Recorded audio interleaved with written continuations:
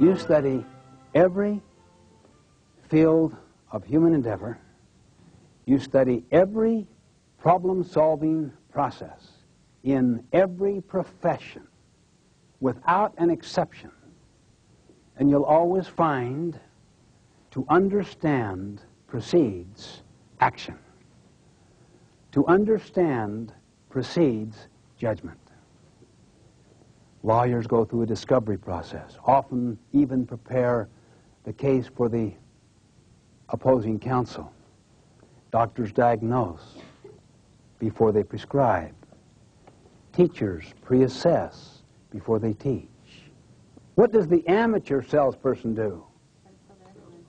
Sells products. What does the professional salesperson do? Sells solutions. It's habit 5.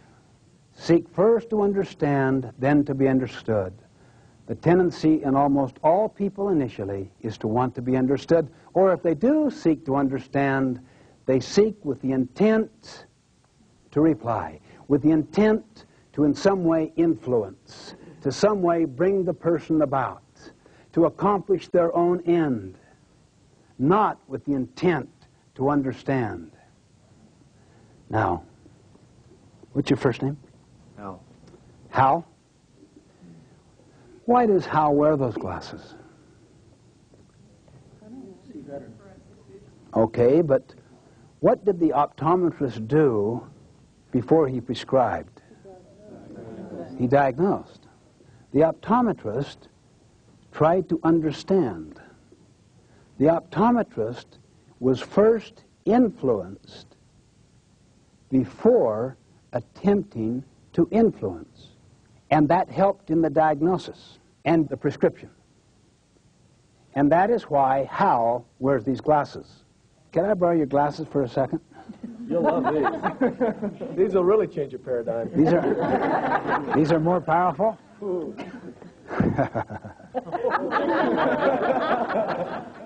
My friend, you've liked these, haven't you?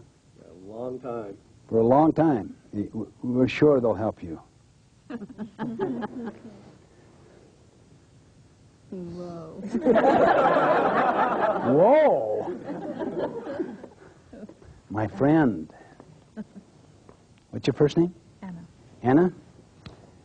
Try harder. I mean, really give those lenses the college try. That help you now? No. No. Think positively. I mean, there's nothing wrong, Anna, with this program that a good positive attitude can't correct. Dizzy. Getting dizzy? This is the company way, Anna.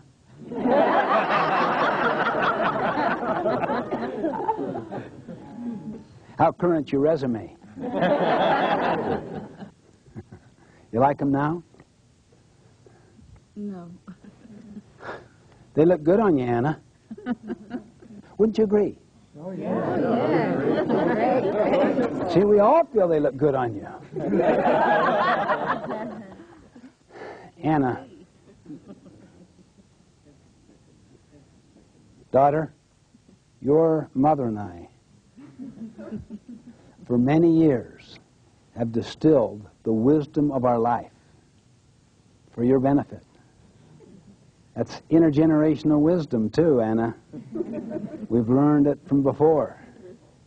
And we put them in the form of those lenses. We've done our best. Anna, you like them now? They're great, but I still can't see. They're great, but I can't see. That's kind of a double message, Anna. I mean, do you have any idea the kinds of sacrifices that your mother and I have made for you? The things we have done for your benefit? Huh? In fact, you know what your mother even did to bring you into the world? And the efforts we're making to give to you every opportunity? I mean, what more do we have to say to you? Anna? Like them now? No. She's got some integrity. Usually people capitulate. But usually I don't give them that strong of a lens.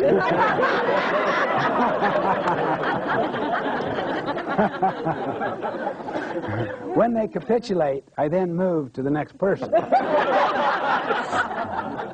How do you like them? I like them.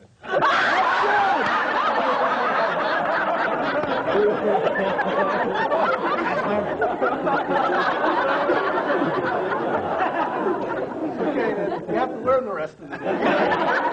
That's right. For all those who are quick studies, they are rewarded. You can wear them the rest of the afternoon. Are those tears of gratitude? There you are, my friend. You can see again. I could feel your anxiety level. Now, when I'm convinced I'm right, when you're convinced you're right, do we really want other people's opinions? How many of us, when we are in that mental state, use those methods? You may not use the more extreme ones. You may just simply use the more common ones. Try harder. Just think positively. It'll make the difference. What's so scary is if you don't use those methods and you let somebody talk, seek first to understand, you might have your mind changed. And a lot of us don't want our mind changed. We want to stay on that same path that we feel comfortable with. Very interesting what he just said. If we really start listening, you may be influenced, particularly if our security lies in being right. If you really seek to understand, you run the risk. You're vulnerable. Can you begin to get a better understanding as to why we have the private victory of 1, 2, and 3? Why? So you can have self-confidence. Okay, the confidence, your security, comes from integrity to principles, not from being right. So you could be the first person to say, I was wrong. You learn real fast. But almost everyone is anxious to prescribe glasses for eyes they have not diagnosed, because if they really engage in a meaningful dialogue with me, they become vulnerable themselves. It exposes sometimes their own center, their own need to be right, their own need to give wise counsel, to shape up this son, this daughter, this employee, even this customer. You don't know what you need. We know what you need. We'll tell you.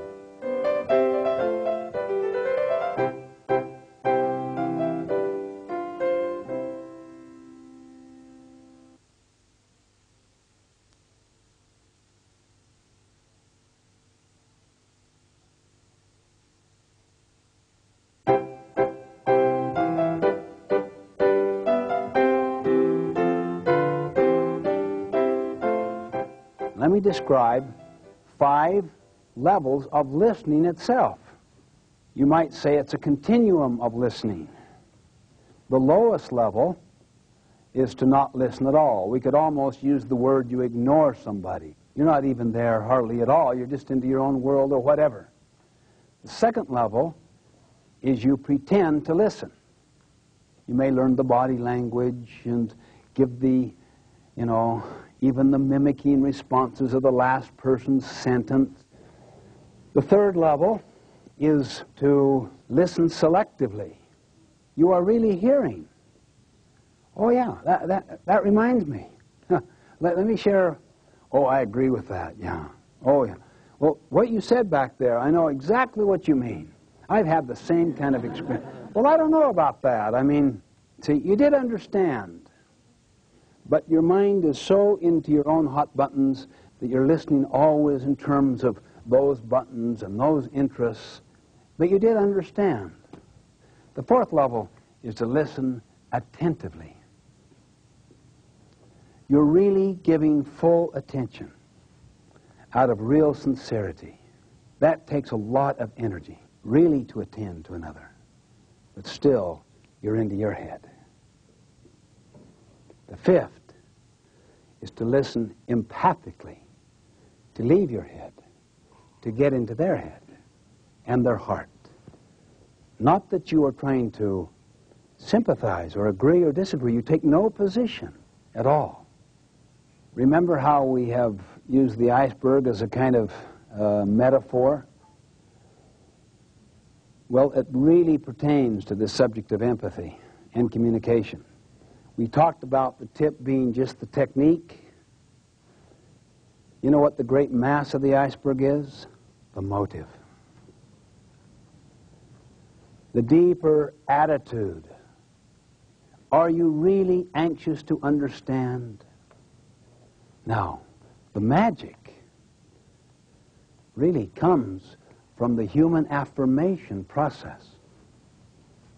If we were to suck the air out of this room right now, what would happen to our interest? Now that we have air, does air motivate us? What is it that motivates us? The absence of air. The psychological equivalent of air is to feel understood. It is the deepest hunger of the human heart. But to give someone psychological air, it makes it almost impossible for someone to fight you. It so feeds a person's spirit. It so nourishes and nurtures that they become open, non-defensive. One time, a father said, "I don't understand my boy. He won't listen to me at all."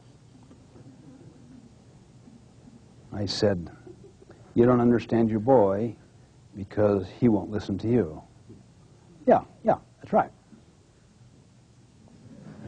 Let me restate again what I heard exactly you saying.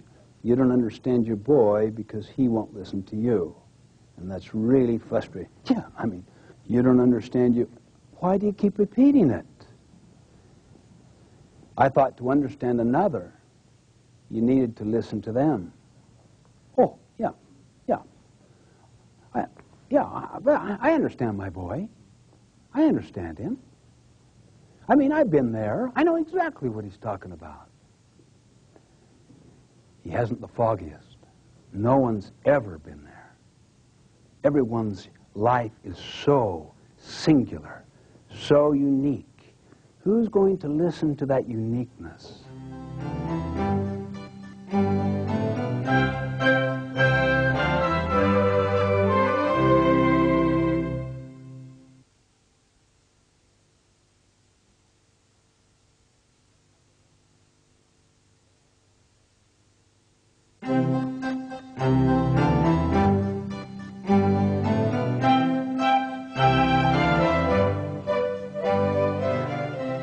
Let's have a role play, okay? I'll try to set the situation up. I am your son. You are my father or my mother, and I'm interacting with you, and I'm rather upset, and now I'll use the alter ego technique, but you have to act as if you cannot hear that. You hear it only as a participant in this process, not in the role. It'll give insight to all of us in our learning role. Okay?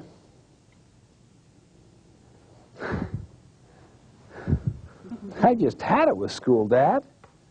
I just get nothing out of it at all. Tell me more. Well, it just seems to have no value. I mean, it isn't practical. It doesn't deal with life. It doesn't deal with real things. It's just so kind of theoretical, Dad. So what are you telling me? I don't understand, Stephen.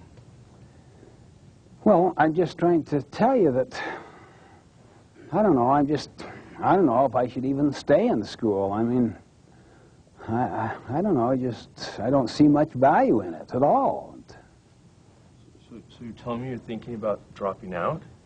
Why not? I mean, my friend Joe did. He did, and he's got a great job, and he is learning a lot more than I am. I'm telling you that right now. He really is, a lot more. Well, I'm not sure that's what you really want to do, is it? Let's talk about it for a second. Boy, I'd like to talk about what I want to talk about. But I don't want to talk about school. Are you listening to me?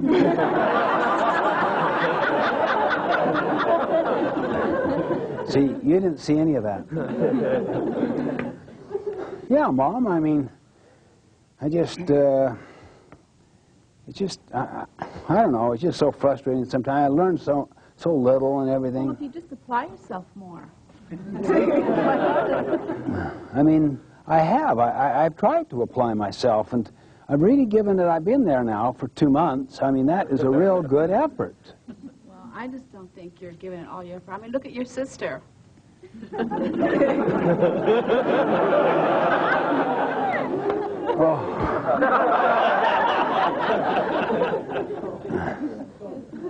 Yeah, I know, but she just takes this stuff. I mean, she just loves it, and she doesn't have the same interest that I have, Mom. And I just don't know why there should be any basis there at all.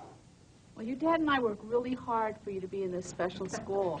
I mean, I've even taken on a job now so that we can put you in the school. Oh, I know you meant to do all that, and it's not that I'm not grateful for what you and Dad are trying to do. It's just that it's just so difficult, and I mean, I don't see much use in it. I mean, it just, you know, they deal with so much abstraction and, you know, all this theory. Well, I think you just need to apply yourself better. Maybe if we get you a tutor. Oh, boy, now I've got to deal with that. Well, you can't just quit. You'll never get into the college of Oh, your I wish choice. I could talk about what I want to talk about. But I guess she wants to persist in this, and I'm feeling kind of so bad after all that they've been trying to do and everything. Well, I guess I just don't understand. Maybe you can help me understand what it is that you really want. I don't understand. Well, I sure don't feel understood, but I don't want to get into what I really want to understand right now. Not after my sister and with all of the things that she and my father have been doing for me on all my life. I'm just trying to say that I just don't know if there's much worth and value to this, Dad. I've given it a good shot, and you know what I mean?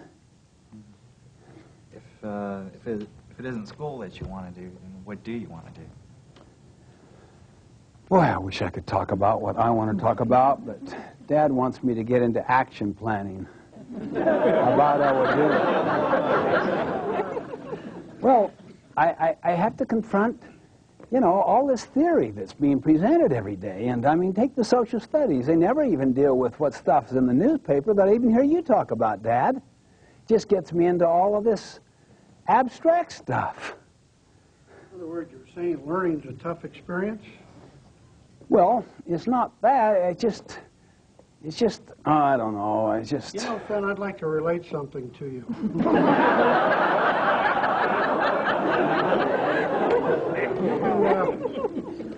You can check with your grandfather on this, and he'll... When I was 16 years old, and we had come back from Mexico, Oh, I wish I could talk about what I want to talk about. You know, But I was pretty I don't know. I have to son. listen to Dad's autobiography again. I've heard chapters 3 and 4 so many times in my life, and At 16 years old, I even heard about the background chapter that was put in the appendix of his autobiography about his grandfather, and I don't know, but I'll have to be pleasant, and because I can see... why don't we do this, son? If you really feel there's no point in me trying to browbeat you to stay in school. If you really feel that this is what you want to do, why don't we take 1 semester or 6 months or whatever here, and let's have a trial basis here, and you go out and work. Oh, I'm just so heartsick now because he's come to the OK Corral for the gunfight, and I wish I could talk really about what I'm feeling inside. But now I'm getting so torn of it. I'm partly mad about this thing, and well, maybe we should. That might be a good idea. I think Yeah, you that could might be a good you idea. could probably move in with Joe, and the two of you could really see... I don't know if Mom would go along with that. Oh, She loves me, and she's told me that.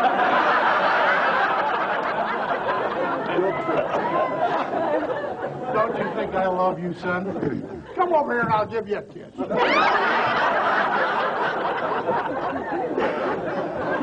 I don't know what to say. I just...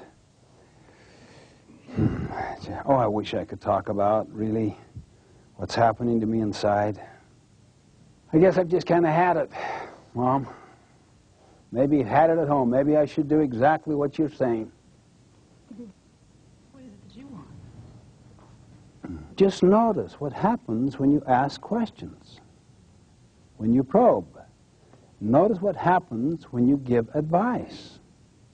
Remember the stimulus response concept? See, most of us have been trained all of our life. In order to get understanding, ask questions. But when you ask questions, where do your questions come from? Whose autobiography? Your own. Your own frame of reference. Your own value system. And you could be so well-meaning, but you're still controlling and directing. So be hesitant about questions. In fact, be hesitant about anything that is autobiographical. Now look, you know what autobiography means? Autobiography? What does that mean? Yeah, out of yourself. Now, the best of intentions, and I can feel your warmth, I can feel your caring without any question. It comes right through your face and your eyes. But if you probe, if you advise, if you evaluate, which means to either agree or disagree, or if you interpret, that means to figure me out, or to have some hidden scenario or theory in your own mind that you're kind of working on. If I could bring Stephen around to this, see, maybe the thing that's really bothering him is this, see. All four are autobiographical. With the best of intentions, but still autobiographical. It's one of the main reasons, really, why many parents do not get close to their kids. With the best of intentions, they're doing these autobiographical things. They mean so well. It is so real to them. How's it going, son? Fine.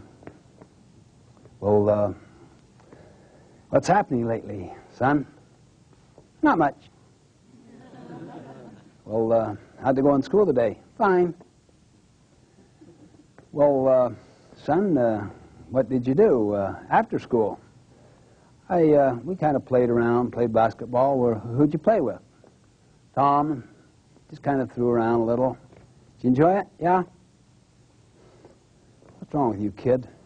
I'm trying the best I can to help you, to show my care for you, to do something with you.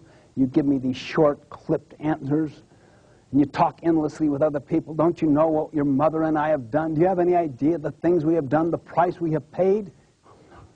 Now go ahead, son. Open up. Tell us how you feel.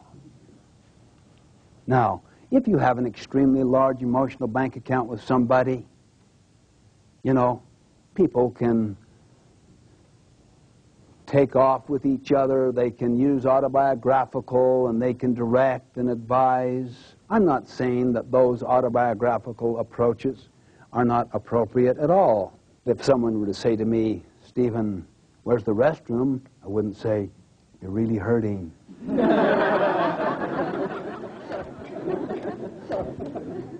All I'm saying is, if you're really trying to empathically listen within the other's frame of reference, then autobiographical responses are not useful.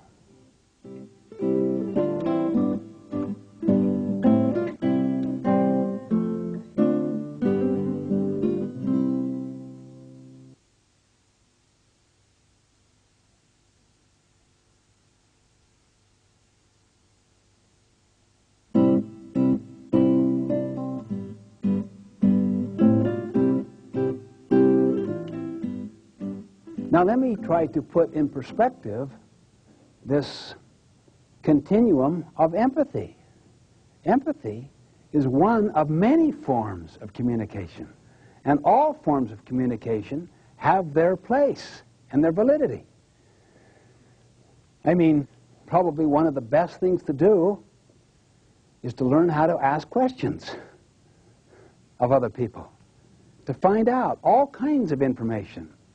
If you find the information isn't really safe and is really filled with a lot of emotion, and if they also desire to be understood and you have enough credibility in their mind that you would be a person that they might open up with a little, then start empathy rather than autobiography.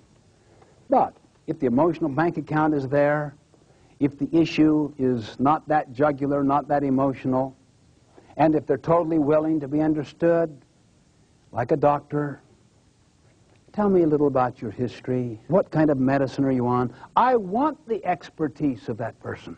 I want them to probe. There's probably no more efficient way to get at information than asking questions than probing. But if you're dealing with what you might call tender, vulnerable areas where people really would like to go deeper and they need help and they're in pain, probing is efficient but ineffective. It saves time now and takes much more time long run, as you found out in the early part of the role play. And so I'm creating a situation which essentially precludes autobiographical responses altogether, which means you can't come out of you. You have to come out of me and to reflect it accurately and completely. Not to do it as some little listening technique, but to do it deeply and sincerely is another thing altogether. I'll give you a key. Have you ever spoken through a translator? Tell me, what did the translator do the whole time you were giving that speech to that group, that audience, or that person? Where was the frame of mind of the translator? Probably trying to get my feeling or the essence of the message. Okay, and then to communicate it accurately and completely. Not just the content, but the feeling, right? Catch the role. Catch the role. You're a faithful translator. And then within that role, you'll catch the feeling. Now, watch how relatively easy it will be for him. Here's the mother. You're my translator. In a sense, you're standing right next to me, see? And we're talking to the mother. Yeah, I mean, this school is so important, Mom. It just is, it's just the whole key to a person's future. See, I speak one language, she speaks another, so I've had to work through a translator. You are a faithful translator to me. You just need it, Mom. I mean, it's just so important, Mom. It feels very strongly about the importance of education in his life. See how basically simple that was? You hadn't figured me out. You didn't deal with Joe. I wasn't into Joe. You didn't probe. You didn't agree. You didn't disagree. You didn't evaluate. You were with my head. You captured the essence of my feeling, how strong I feel about education. Yeah, Dad, I don't know. Just a lot of problems out there. And boy, they really throw your world sometimes. I can sense that you're really troubled about your surroundings. Really? Now look, see, you're getting at it. Whether it's exactly on, the spirit is, you are into me. You're not figuring me out. You're not trying to analyze me. You're not You're not trying to take control. You're not trying to manipulate me towards some worthy end. The key to listening is with the eyes and the heart. Mom, here's your translator. Yeah,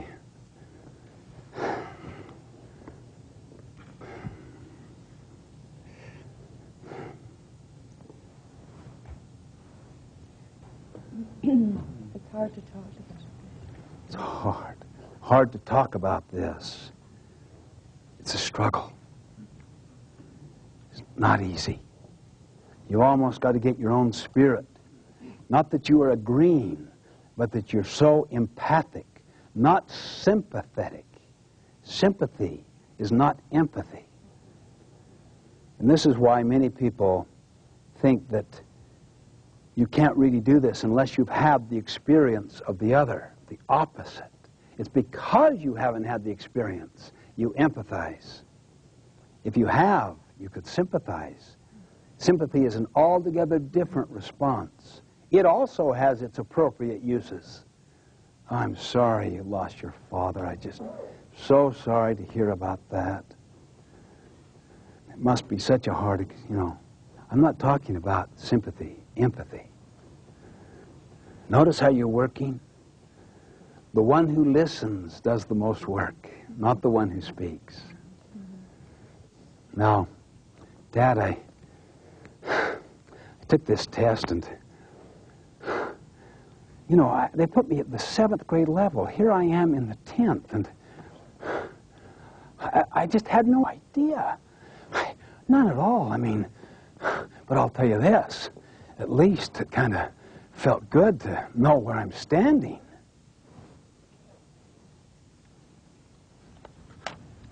He feels relieved, at least he knows. One word, not long answers. 1, 2, 3 words sometimes. When you're obviously understanding the content, you don't need to restate the content. Get at the feeling. If you're not sure you understand the content, restate it. If you're not sure the other person feels the content has been understood, restate it. In either condition. And when you're dealing with emotional issues is the time to really practice, to really use true empathic communication. Those are the 3 primary times. When you're not sure you understand, when you're not sure the other feels understood, or when the issue is really kind of charged with emotion. Seek to understand. I'm going to role play for a second with this boy.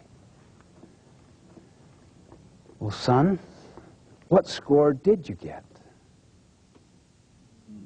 Son, at one time in my life, can't you instantly see?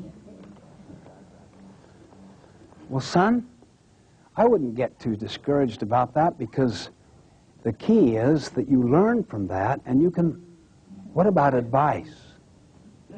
Or what about sympathy? Oh, don't worry about it. That's okay, son. We understand.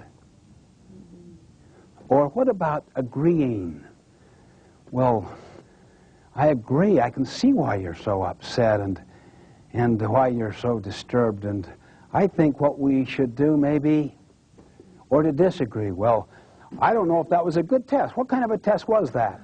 I've heard about some of these tests, and it discourages young people, and I don't want you to feel discouraged, son, because I think you're further than that. I'd like to check into that. You see, everyone here, once you get into an empathic frame of mind, you know instantly the futility and the counterproductiveness of people who try to be understanding and helpful through autobiographical approaches. That's why you would be doubly careful about anything you do at this stage, because now you are on holy ground. You really are. And I'm so vulnerable to you. Dad, I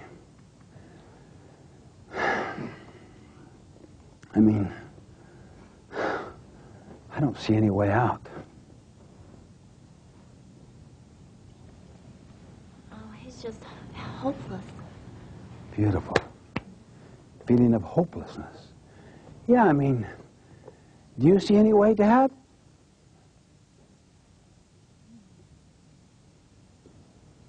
He's asking for advice. That's beautiful. See?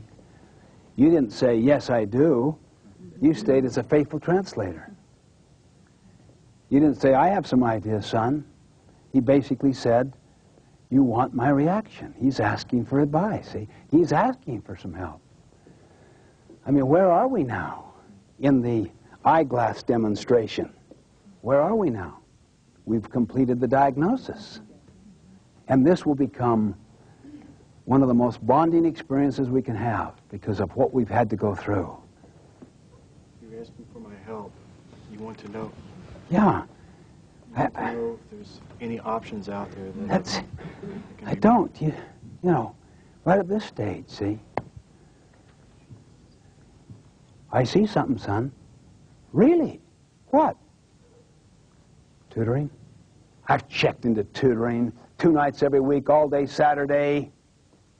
You think that would be too much? Beautiful. Look what she did. As soon as I got into my emotion, see? Now we're dealing with an action plan, but I'm back into my emotion. She stays with empathy.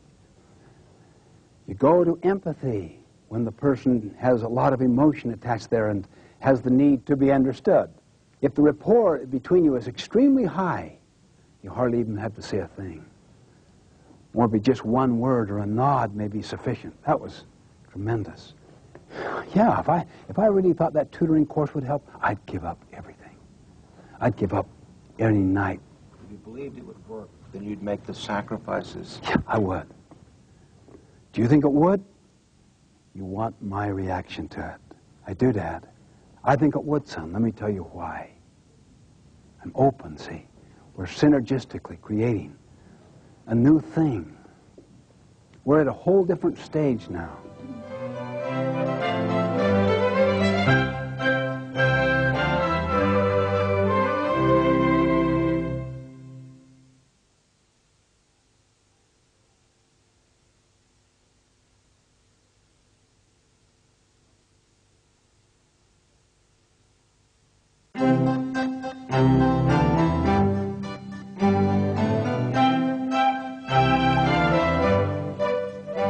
Let's do a little review of this concept of empathy.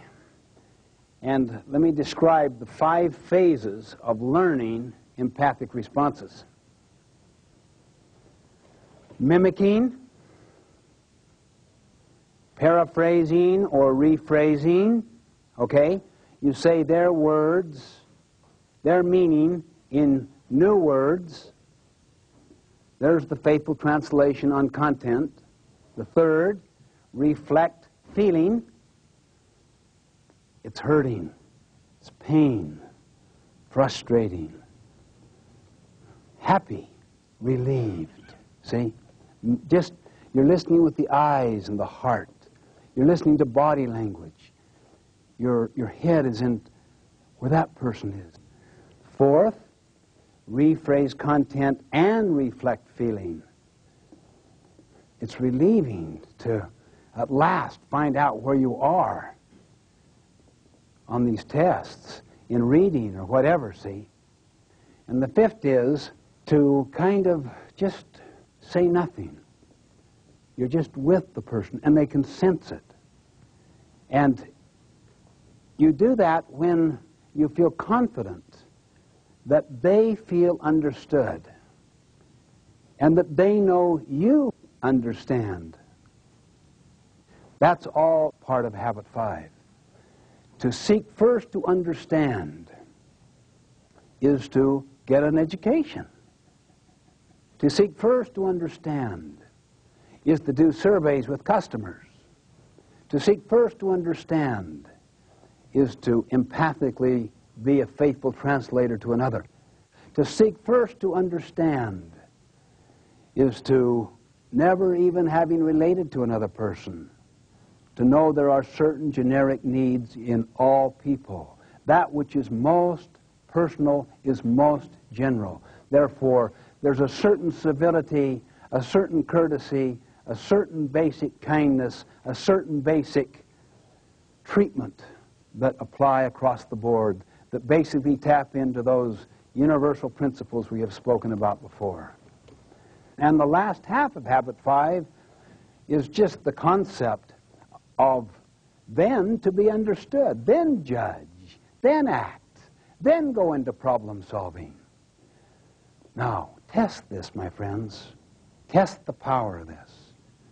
Next time you get into a difficult situation, just say to yourself, the end in mind I have is not my way. Instead, it's a better way that has not yet been discovered. I'm going to just empathize. I would like to have this opportunity. Whether that really logically comes out of it, I don't know. I remember one situation. I had taught habits 4, 5, and 6. And then I said, tonight, practice it in some situation. And tomorrow morning, report back on your experience. The person came in. I cannot believe what happened last night. It was a real estate situation. He said, I've been working on this commercial real estate situation for 8 months. All my eggs were in one basket. I had no income. I was very dependent upon this situation. I was so vulnerable, so desperate. And I'd been doing everything I could to finesse, to make it look like it would be win-win, but one way or another, I was going to win that deal. Last night, we went to a hotel room with the party that we're trying to deal with, and he had his attorney there, his accountant, and there was another real estate person brought in. And he said, my heart sunk. And he could see the handwriting on the wall. It wasn't going to go in his direction. And then he said, I'm going to lose this. Why not try what a teacher taught me today? He said, if I'm going to lose it anyway, why not try it? And he said to the person, you had to really kind of breathe deep and be prepared. I may lose it, but I'm going to try it.